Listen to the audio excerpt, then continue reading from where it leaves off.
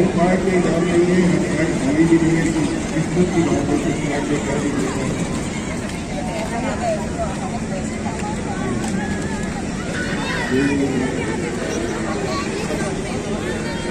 इसी वजह से कुरान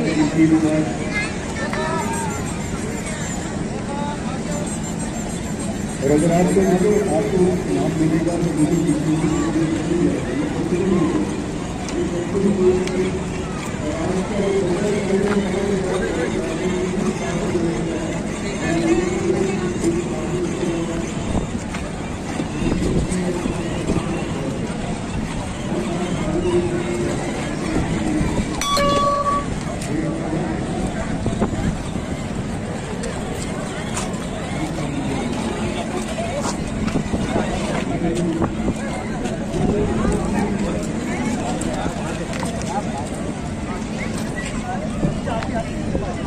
कुरान